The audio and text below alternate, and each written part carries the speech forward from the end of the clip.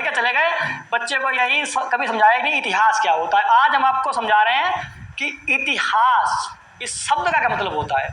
ठीक है, इसमें पहले शब्दों को ध्यान देंगे क्योंकि थोड़ा डीप जा रहे हैं, हालांकि उसमें जाना चाहिए, लेकिन अभी जानकारी आपको होनी चाहिए, थोड़ा अच्छा लगेगा जानकारी मिलने के बाद आपको। तो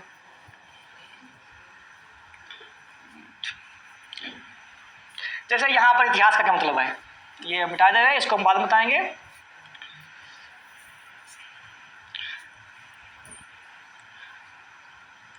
ध्यान दीजिए, इति शब्द का मतलब क्या होता है। इति शब्द का हिंदी में मतलब होता है बीता हुआ। क्या होता है? बीता हुआ। हास का मतलब होता है घटना या कहानी। जो घटनाएं या कहानी बीत चुकी हैं उसी को इतिहास बोलते हैं। अब वो कहानियां या घटनाएं चाहे सच्ची हो, चाहे झूठी हो, चाहे उनके साक्ष्य हो, चाहे उनके ना हो, ये बात हम इसको अभी जैसे बहुत सी बातें इसमें ऐसी होती हैं जो संदेह में है। इतिहास में आप जब पढ़ेंगे आगे तो आप जानेंगे कि क्या ये बात सच है, क्या ऐसा हो सकता था, लेकिन वो चीज़ें हैं। अब कुछ ऐसी चीज़ें होंगी जो हुई तो है लेकिन वो छुप गई। तो जो चीज़ें इतिहास में दर्ज हो गई, जो चीज़ें इतिहास में दर्ज हो गई वो सब क्या है, वो सब इतिहास पूरा उसे क्या बोलेंगे हम, इतिहास। तो बीती हुई कहानियां या घटनाएं क्या कहलाएंगी, इतिहास कहलाएंगी। अब इतिहास के दो प्रकार होते हैं, मतलब नॉर्मली अगर देखा जाए तो इतिहास को दो हिस्सों में बांट सकते हैं हम। अभी आगे इसके बहुत तरीके के डिवीजन होंगे, लेकिन पहला डिवीजन इसका यही है कि इतिहास दो तरीके से पढ़ेंगे जमीन के आधार पर। एक हमारा देश का इतिहास है, हम जहाँ रहते हैं उस भारत देश का एक इतिहास है। भारत देश पूरी दुनिया का हमेशा से कहते भारत विश्व गुरु है, भारत विश्व गुरु था, तो भारत विश्व गुरु था। भारत का एक पूरी दुनिया में एक अलग ही इतिहास है, मतलब पूरे दुनिया का विश्व गुरु है तो उसके हिसाब से उसका बहुत बड़ा इतिहास है। और विश्व का इतिहास, इसके भी तीन हिस्से होते हैं, इसके भी तीन हिस्से होते हैं। हम अभी इसको निगलेक्ट करें क्योंकि हमारे कोर्स में इसका उतना महत्व नहीं है, इसके क्वेश्चन आने के चांस नहीं होते हैं। ये भारत का इतिहास। अब भारत के इतिहास को जैसे क्या होता है कि कई हिस्सों में बांटा गया, अलग तरीके से, कई कई तरीके से बांटा गया है, वो हम आपको बंटवारा दिखाएंगे। पहले ध्यान देखिएगा, इसमें शब्द लिखा था भारत का इतिहास, भारत का इतिहास। तो भारत क्या है? भारत हमारा प्यारा देश है, और भारत का इतिहास में भारत शब्द का कहाँ से आया ये भी ध्यान दीजिए। भारत क्या है? भारत या भारतवर्ष, हमारे देश का नाम पहले था भारत या भारतवर्ष, उसमें भारत इसका नाम जो है राजा भरत के नाम पर पड़ा था। हमारे देश के चार नाम है, बहुत से बच्चों छोटे बच्चों को बताया जाता है कि हमारे देश के चार नाम है, या क्वेश्चन पूछा जाता है ऐसे देश का नाम बताइए जिसके चार नाम है। तो किसका ना चार नाम है? भारत के चार नाम है, क्योंकि भारत बहुत ही ज्यादा मतलब जो है वो डाइवर्स कंट्री है, मतलब उसमें क्या विविधता बहुत है, तो इसके नाम भी अलग अलग है। इसके चार नाम है, पहले भारत, भारतवर्ष, फिर दूसरा क्या है इसका नाम, हिंदुस्तान। दूसरा नाम क्या है? हिंदुस्तान। किसने नाम दिया इसको? अरब लोगों ने नाम दिया। इसका नाम है इंडिया। इंडिया किसने नाम दिया? ग्रीक लोगों ने नाम दिया। एक नाम इसका आर्यवर्त। आर्यवर्त क्या है? वैदिक नाम। आर्यवर्त क्या है? जिस देश में आर्य रह रहे हैं उसे हम लोग जैसे जो है पुराने हमारे वैदिक युग में जो आर्य लोग रहते थे, इंडिया में रहते थे, इसीलिए इसको बोलते आर्यवर्त। अब अगला पेज। अब इतिहास को भारत का इतिहास में देख लिया। भारत में शब्द का मतलब क्या है, इतिहास का मतलब शब्द के इतिहास का मतलब क्या है।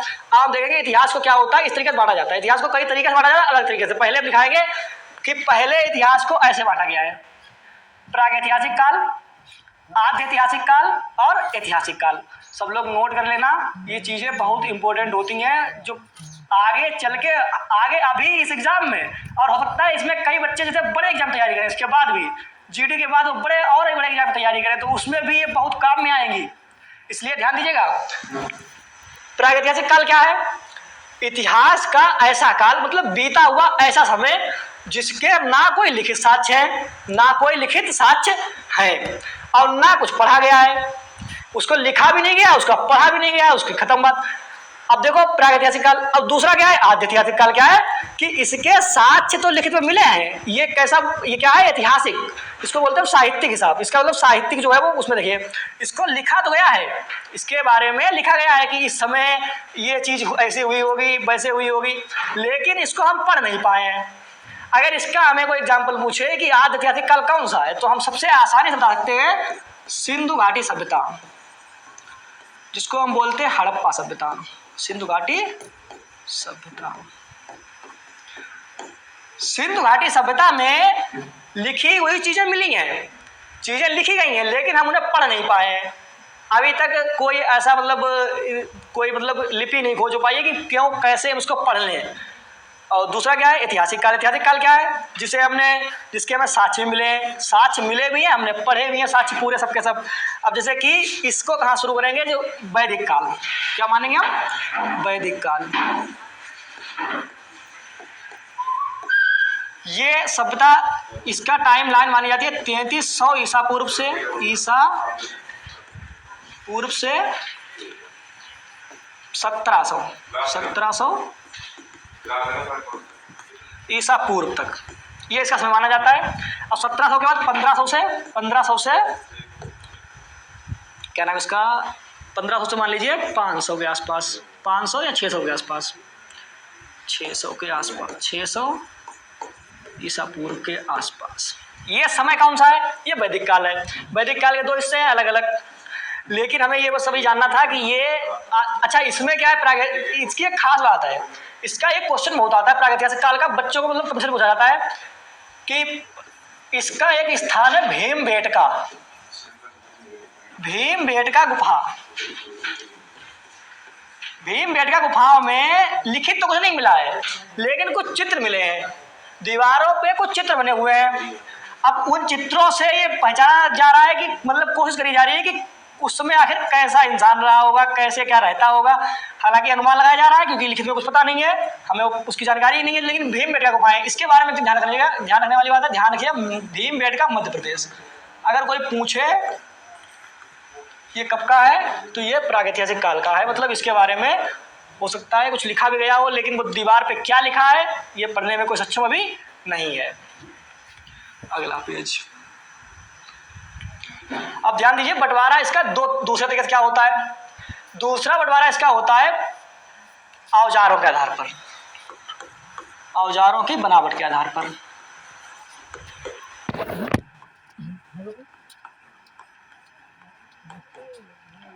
नंबर 1 इसके औजारों के आधार पर, नंबर 1 सबसे पहले औजार बने पत्थर के, पत्थर। नंबर 2 आया ताम्र पाषाण, पाषाण युग। फिर आया मतलब पत्थर मतलब पाषाण, पाषाण युग। नंबर 2 आया ताम्र पाषाण युग। नंबर 3 आया कांस्य युग। नंबर 4 आया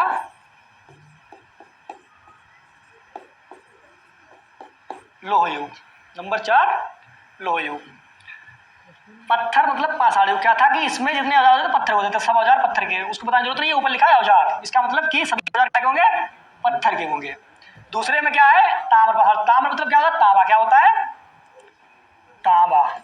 इसमें तांबे के और पत्थर के। नंबर 3 क्या होता है कांसा, कांस्य युग में क्या होता है कांसे के औजार, कांसे के औजार। कांसा क्या है, कांसा एक मिश्र धातु है जो कांसे, कापर, सासे यशियन टिन, कापर और टिन के मिश्रण से बनी हुई मिश्र धातु होती है। क्या होती है, मिश्र धातु। कोई भी मिश्र धातु होती है वो नॉर्मल किसी भी धातु से क्या होती है, अधिक मजबूत होती है, अधिक क्या होती है, समय तक चलती है, उसका टाइम क्या होता है, उसके जो है लाइफ टाइम ज्यादा होता है मिश्र धातु, ठीक। और एक क्या होता है लोह युग। लोह युग क्या होता है, इसमें क्या हुआ लोहे के सब औजार उपयोग किए, लोहे के, लोहे के।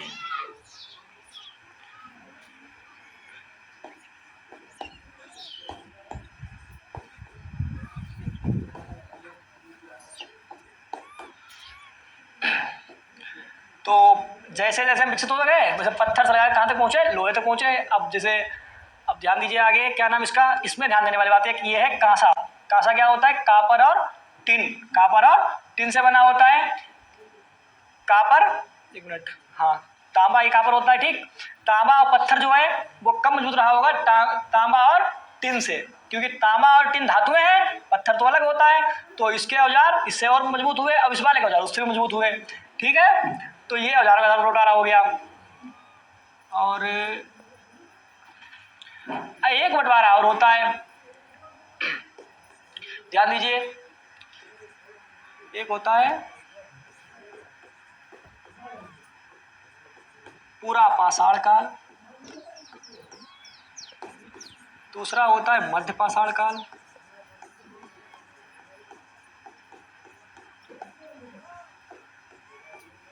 तीसरा होता है कौन सा? नवपाषाण काल।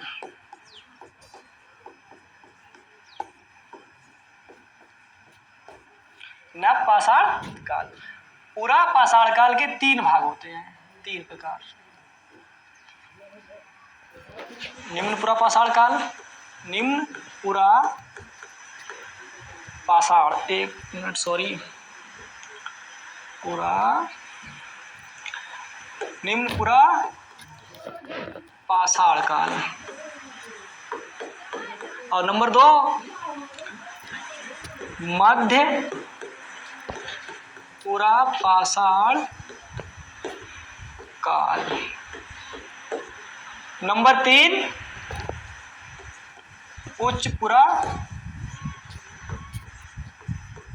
पाषाण काल। ये डिवीजन हो गया नंबर 3 प्रकार से। इससे पहले वाला था दूसरे प्रकार से, उससे पहले वाला था पहले प्रकार से भी डिवीजन। अब हम पढ़ेंगे 7 6 7।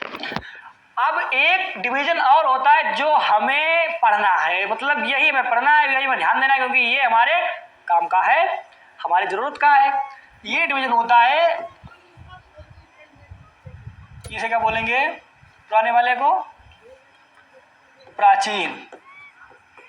प्राचीन भारत का इतिहास। और दूसरे क्या बोलेंगे? मध्यकालीन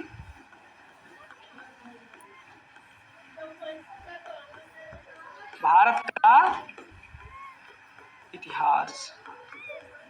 और तीसरा क्या? आधुनिक, आधुनिक भारत का इतिहास। पुराने डिवीजन जो पढ़ा है हमने वो आपको पढ़ने हैं, अगर ध्यान देने हैं तो अच्छी बात है। अगर मान लीजिए वो आपको ध्यान नहीं भी रहते हैं तब भी कोई बड़ी बात नहीं है, उसके जुड़े फैक्ट हम आपको अलग से बता देंगे, या अगर बताना चाहे तो बता सकते हैं, लेकिन उनका शायद इतना ज़्यादा काम अभी इस एग्ज़ाम में नहीं है। अगर बड़े एग्जाम में उससे कोई जाएंगे तो शायद उसका ज़्यादा काम आएगा। उसके जो मतलब डिवीजन वगैरह हैं उससे जुड़े हुए फैक्ट है वो बाद में काम आएंगे। एक फैक्ट एकदम बताते हैं उसमें कि एक क्वेश्चन आता है, एक नॉर्मल क्वेश्चन है छोटा सा, कि जैसे उन्होंने पूछा आग का आविष्कार कब हुआ? आग का आविष्कार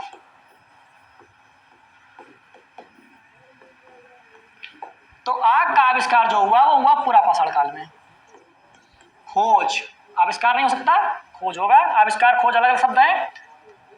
खोज, आग की खोज, आग की खोज, पूरा पाषाण, पूरा पाषाण काल। अगर उसके अलावा कुछ और पूछ ले तो सब नवपाषाण काल, सब कुछ नवपाषाण काल। खेती नवपाषाण काल, आगे क्या नाम, कुत्ता पाला नवपाषाण काल, जैसे वो खेती के साथ सिखा मेहरगढ़ से है वो भी नवपाषाण काल में है। कुत्ता कोई जानवर पाला वो भी पशुपालन वगैरह सब कुछ नवपाषाण काल में। जितना भी आ जाए उसके आगे विकास जो भी हुआ वो सब नवपाषाण काल है, तो जरूरत नहीं है उतनी ज़्यादा उसकी। इसको पीछे 7 नंबर यहाँ पर। अब हम आपको ये बताने वाले हैं आपको कैसे, मतलब 10 से 15 दिन में आप इन तीनों कैसे पढ़ेंगे, क्योंकि आप 15 मान लीजिए आपको 4 पढ़ने हैं पोर्शन, क्योंकि इन्वायरमेंट तो आता नहीं है, 3-4 पोर्शन पढ़ने हैं अच्छे से। 3-4 पोर्शन में हर पोर्शन से 2-3-4 क्वेश्चन आएंगे। हिस्ट्री से 5 क्वेश्चन लगभग उम्मीद होती है, क्योंकि सबसे ज़्यादा हिस्ट्री ही पढ़ता है बच्चा, हिस्ट्री से क्वेश्चन आता है ज़्यादा शुरू में, मतलब तो उसके हिसाब ध्यान दीजिए।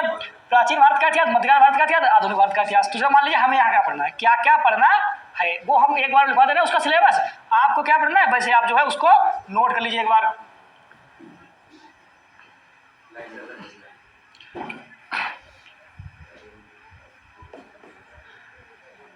सिलेबस, प्राचीन भारत का इतिहास सिलेबस, प्राचीन भारत का इतिहास। इसका पहला टॉपिक होता है सिंधु घाटी सभ्यता। सिंधु घाटी सभ्यता को हड़प्पा सभ्यता भी कहते हैं, और दूसरी बात इसमें एक और अभी इसमें जो चेंज हुआ है थोड़े दिनों पहले पहले कहा जाता था सरस्वती नदी जो है वो काल्पनिक है। जब सरस्वती नदी काल्पनिक है तो उसका नाम में कोई मतलब इसका सिंधु घाटी शब्द का नाम था, लेकिन अब जो है वैज्ञानिकों ने खोज कर ली है, पक्का कर लिया लगभग कि सरस्वती नदी थी। सरस्वती नदी क्या थी? प्रेजेंट थी एक जमाने में। तो जब सरस्वती नदी प्रेजेंट थी तो उस हिसाब से जो है इसका एक नाम और आता है जिसकी मांग करी जा रही है कि इसका नाम बदल दो। इसका नाम बदल क्या रखो? सिंधु सरस्वती सभ्यता। सिंधु सरस्वती सभ्यता। पुराने समय में सभ्यताएं नदी किनारे होती थी क्योंकि हमारे पास ऐसा कोई सिस्टम नहीं होता था कि हम जो है मतलब कहीं भी रहें और पानी वहाँ मिल जाए, खेती वहाँ हो जाए। तो सब कुछ करने के लिए एक तरीका होता था कि सिंधु घाट मतलब नदी किनारा रहो, नदी किनारे सब कुछ जो है वो प्रकृति देती है हमको। दूसरा इसका चैप्टर होगा थोड़ा पास,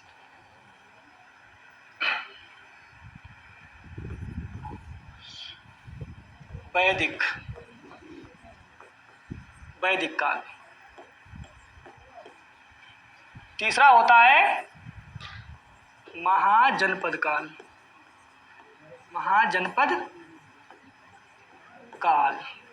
चौथा है पहले जैन धर्म आता है बाद बौद्ध धर्म आता है, क्योंकि जैन धर्म बहुत पुराना था बौद्ध धर्म से।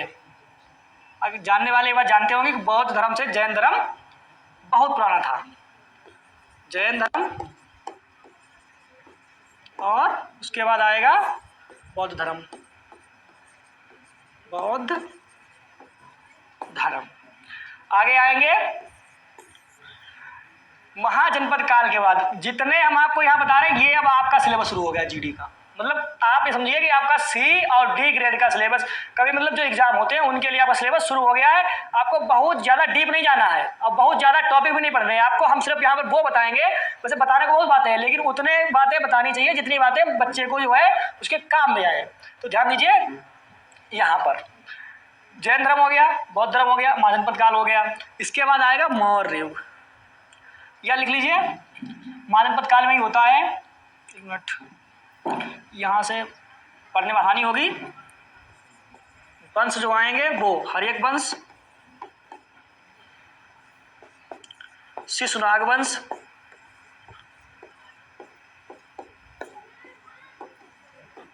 फिर आएगा नंद वंश, नंद वंश, फिर आएगा मौर्य, मौर्य काल। ये भी हो सकता है कि हम इनको जो है वो ना पढ़ें, हमारे पेपर में हमारे लिए जो इंपॉर्टेंट है वो हम ध्यान देंगे। जैसे मान लीजिए इनको ना पढ़ें तब भी हमारा सीधे महाजनपद काल मौर्य काल पढ़ेंगे। मौर्य काल ज़्यादा इंपॉर्टेंट है पढ़ना चाहें अगर तो, और नहीं तो अगर ज़्यादा पढ़ना चाहे तो हम इसको भी पढ़ सकते हैं मौर्य काल। और उसके बाद आता है 10 नंबर पर मौर्य काल के बाद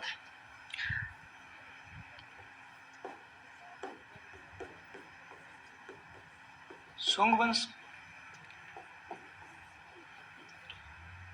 कण्व वंश, कण्व वंश। अब उसके बाद आता है सातवाहन वंश। अच्छा उसके बाद क्या आता है? मान लीजिए यहां तक आपने पढ़ लिया, इसके साथ में इसके समांतर में कुछ और भी घटनाएं हुई इतिहास में। कुछ और भी वंश आए या राज्य आए, मतलब कुछ राजा आए, कुछ बाहरी आए, कुछ मतलब अपने देश के ही कुछ। तो उस हिसाब से इसमें कुछ और भी बीच में आता है। जैसे मान लीजिए कि इसके बीच में यहाँ पर 4 विदेशी आक्रमण हुए थे। कितने? 4 विदेशी आक्रमण हुए। उसमें हम बोलेंगे 4 में, जैसे कि यूनानी, पहलव, पल्लव और पहलव 2 अलग शब्द हैं, ध्यान रखिएगा। और शक और कुषाण। कुषाण वंश का राजा कनिष्क बहुत फेमस है हिस्ट्री में, उससे क्वेश्चन जुड़ा आता है, कभी भी पढ़िए कहीं भी पढ़िए। तो ये 4 विदेशी आक्रमण हुए बीच में, ये इसके बिल्कुल समांतर में थे। तो इसी समय ये थे, इसी समय ये थे। कुछ जगह पर ये, कुछ जगह पर ये। और लेकिन अगर इसके बाद पढ़ा जाए तो उसके बाद आएगा गुप्त वंश, जो मतलब मेन इंपॉर्टेंट है जो वो है गुप्त वंश। चंद्रगुप्त मौर्य, मौर्य नहीं, चंद्रगुप्त विक्रमादित्य, जिसकी कहानियां हैं विक्रम बेताल की कहानियां। बहुत से लोग पढ़ते होंगे विक्रम बेताल, की कहानियाँ, जिसमें मतलब टीवी पे भी आता है। वही जो है इसमें गुप्त वंश में आएंगे चंद्रगुप्त, विक्रमादित्य। फिर आता है गुप्तोत्तर, गुप्तोत्तर वंश। और गुप्तोत्तर वंश में क्या होता है, जैसे सबसे इंपॉर्टेंट इसमें एक वंश है खाली, यहां से है तो 3-4, लेकिन सबसे इंपॉर्टेंट यहां पर है पुष्यभूति वंश। पुष्यभूति वंश जिसको हम बोलते हैं हर्षवर्धन का वर्धन वंश। क्या बोलते हैं, अगर हमें ध्यान ना रहे तो हम ध्यान रखेंगे, वर्धन वंश, जिसमें हर्षवर्धन राजा हुआ, हर्षवर्धन, वर्धन वंश या वर्धन वंश। हर्षवर्धन ये माना जाता है कि सबसे अंतिम हिंदू सम्राट, सबसे अंतिम हिंदू राजा जो था वो कौन था, हर्षवर्धन था। उसके बाद हिंदू राजाओं लगभग मतलब हिंदू शासन लगभग जो है देश से समाप्त हो गया, या कुछ थोड़े थोड़े हिस्सों में बचा। जो मेन जो जगह होती थी वहां हिंदू शासन नहीं बचा, मतलब धीमे धीमे जो है वो क्षय हो गया। उसके बाद देश में क्या हुआ, मुगल शासन आया। कौन शासन आया, मुगल। तो मुगल शासन क्या है वो वहां पर शुरू होता है, उसे कहां पढ़ते हैं हम, मध्यकालीन भारत में, मध्यकालीन भारत का इतिहास, मध्यकालीन भारत का इतिहास। ध्यान दीजिए, इसमें क्या है, इसमें सबसे पहला चैप्टर होगा अरब। अरब मतलब किसी ने देखा हो उधर साइड के देश जो हैं वो हमारा एक ज्योग्राफी में एशिया के इस साइड में, दक्षिण साइड में जो है, दक्षिण और पश्चिम साइड में जितने देश हैं उन्हें बोलते हैं अरब कंट्रीज। क्या बोलते हैं, अरब कंट्रीज। तो अरब, अरबों का आक्रमण, अरब इन्वेजन। दूसरे नंबर पे आता है सल्तनत, सल्तनत काल। अब तीसरे नंबर पे आता है इसमें मुगल काल। और अगर हम पढ़ना चाहें मतलब इसके अलावा भी इसको, तो इसमें 3 भाग और होते हैं, लेकिन अगर हम पढ़ना चाहें तभी, क्योंकि शायद उससे क्वेश्चन ज़्यादा आने के चांस नहीं होते हैं। विजयनगर साम्राज्य, ओवर भी लेना चाहिए हर चीज़ का, क्योंकि पता होना चाहिए। अगर क्वेश्चन आ गया तो हम उसको जो है, वो ऑप्शनल क्वेश्चन होता है, ऑप्शनल क्वेश्चन में ये होता है कि अगर हमने कभी भी पढ़ा है तो हम उसको सही टिक कर सकते हैं। विजयनगर साम्राज्य और बहमनी साम्राज्य 1347 हासन गंगू वाला। और नंबर 3 विजयनगर, बहमनी, और तीसरा क्या था, मराठा साम्राज्य, मराठा साम्राज्य,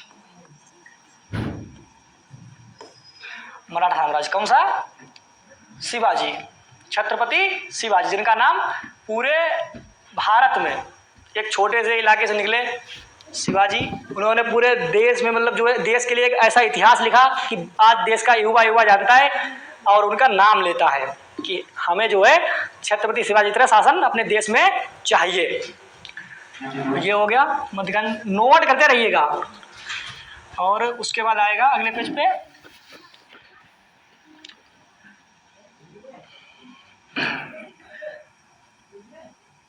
आधुनिक भारत का इतिहास, आधुनिक भारत का इतिहास।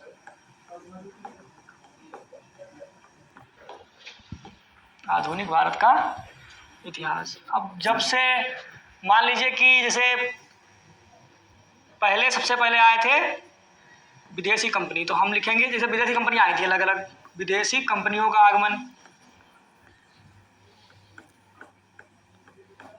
कंपनियों का आगमन। पहले कंपनियां आई, उन्होंने व्यापार किया और उसके बाद देश पे शासन किया। दूसरा क्या होता है कि कैसे अंग्रेजों ने कब्जा कैसे किया, उसके ऊपर पूरा मतलब हमें पढ़ना है कि भारत पर ब्रिटिश कब्जा, भारत पर ब्रिटिश, उन्होंने कब्जा एक बार नहीं कर लिया पूरे देश पे कि एक बार में आए उन्होंने कह दिया सब लोग जो है गुलाम बन जाओ। ब्रिटिश इतने होशियार थे, उन्होंने एक एक हिस्से पर, देश के छोटे छोटे हिस्सों पर कब्जा किया पहले, कि पहले हमें बंगाल जितना चाहिए, फिर हमें मैसूर इतना चाहिए, कर्नाटक, हैदराबाद, अलग अलग हर जगह, हर मतलब हर इलाका जीता उन्होंने, लेकिन हर इलाका जीतने का टाइम अलग अलग था उनका। तो भारत पर ब्रिटिश कब्जा, जब भारत पर ब्रिटिश ने कब्जा मतलब हो गया, तो उसके बाद क्या हुआ, कुछ मतलब विद्रोह हुए। तो पहले हम पढ़ते हैं जनजातीय विद्रोह, कि जब जनजातीय विद्रोह, फिर हम सबसे बड़ा विद्रोह पढ़ते हैं। जनजातीय विद्रोह क्या है कि जैसे अंग्रेज आए, उन्होंने देश को मतलब अलग तरीके से मतलब जो है उसको कैसे करके अपने, उनका काम था सीधा उस देश को लूटना, कैसे करके उन्हें अपने लिए पैसा कमाना है, वो पैसा कमाने के लिए कुछ भी करते थे। जो बेचारे जिससे जनजाति जो बेचारियाँ थी, अलग अलग जनजातियाँ थी, उन्होंने जो है विद्रोह किया, छोटे छोटे हिस्सों में अलग अलग विद्रोह किया। तो वो विद्रोह है कई अलग अलग। उसके बाद आता सबसे, इसका सबसे इम्पोर्टेंट टॉपिक होता है 1857 का विद्रोह, या हम बोलेंगे आंदोलन। यहां तक हम पहुंच गए। हालांकि कोई खास इसमें बहुत ज्यादा मतलब ऐसा नहीं है कि इसको ऐसे से बांट दो। जब विद्रोह हो गया उसके बाद क्या हुआ कि अब मान लीजिए फिर आता है कांग्रेस का युग। कांग्रेस का युग, कांग्रेस के कितने युग होते हैं अलग अलग। पहले उनके तीन युग, एक तो जिसे बोलेंगे उदारवादी युग चरण, उदारवादी, और दूसरा बोलेंगे उग्रवादी, तीसरा बोलेंगे कांग्रेस। महात्मा गांधी भी कांग्रेस से ही जुड़े थे, उन्होंने जो है, ये महात्मा गांधी का युग था, महात्मा गांधी का युग।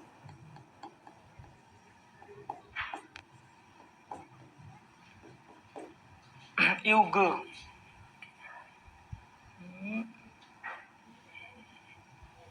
एक सेकंड,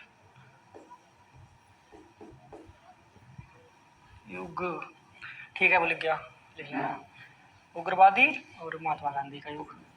तो कैसे देश को आज़ादी मिली, स्वाधीनता, ठीक है, स्वतंत्रता, ये पढ़ेंगे स्वतंत्रता। फिर बीच में कितने कौन कहाँ से कहाँ तक नेता हुए, कितने किसने कितना योगदान दिया, भगत सिंह हो गए, महात्मा गांधी हो गए, चंद्रशेखर आजाद हो गए, सुभाष चंद्र बोस हो गए, तो उनकी सब घटनाएं हम पढ़ लेंगे, सब कुछ पढ़ लेंगे। इतने मतलब टॉपिक में हम जब तक आज मतलब गुलामी से आज़ादी तक, हम गुलाम कैसे हुए और गुलामी से लगा के आज़ाद कैसे हुए, वहाँ तक का इतिहास है आधुनिक भारत का इतिहास।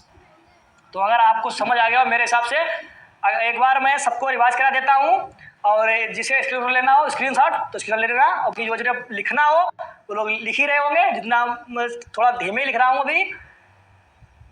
एक तरफ से पेज नंबर 1,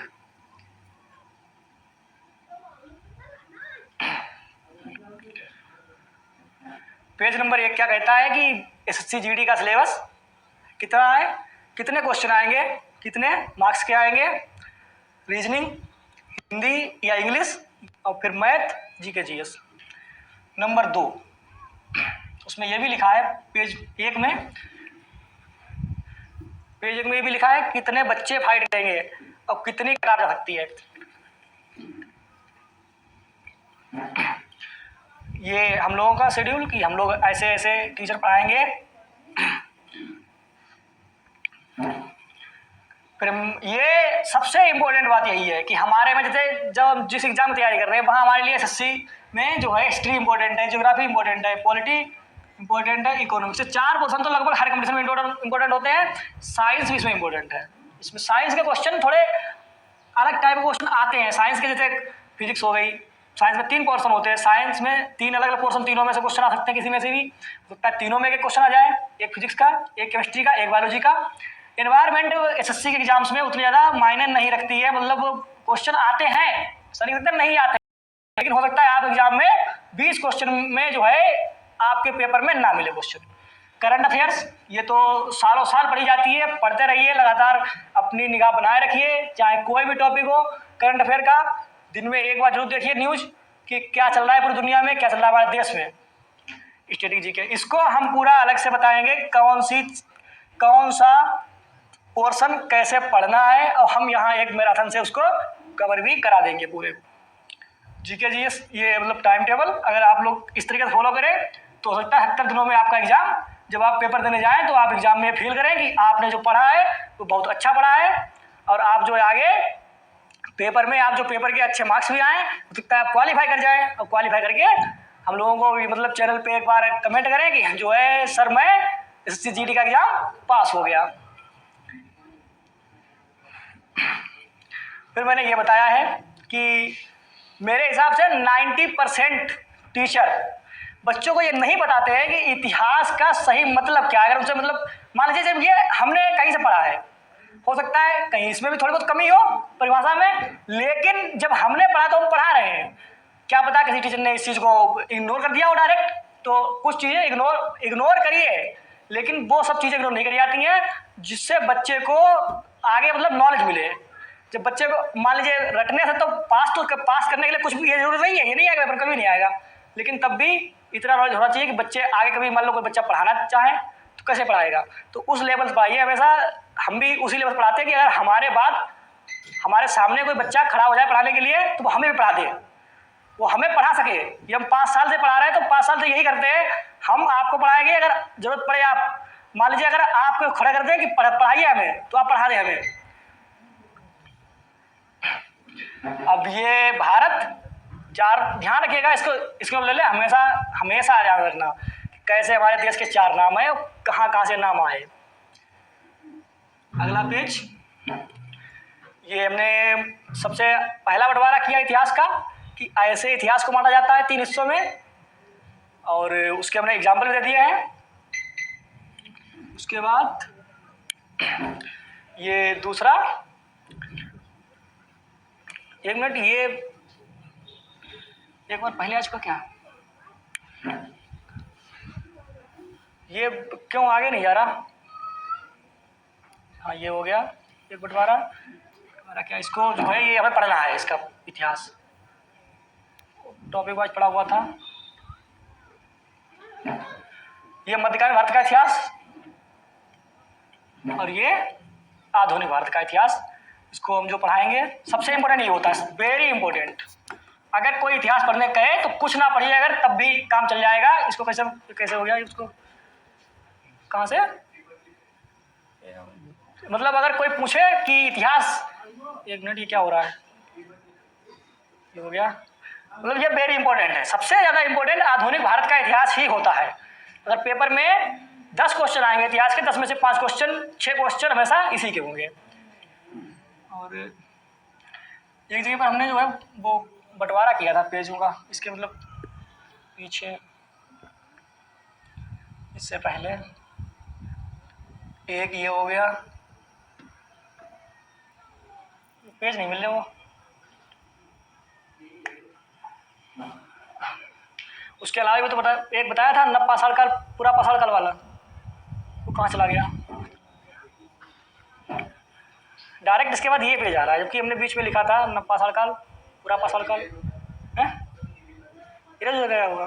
ठीक है, बता दिया एक बार हमने, तो वीडियो रहेगा, वीडियो में पीछे से स्क्रीनशॉट ले लीजिएगा पीछे से, ठीक है। और आप सभी बच्चों को जय हिंद, क्योंकि आप जिस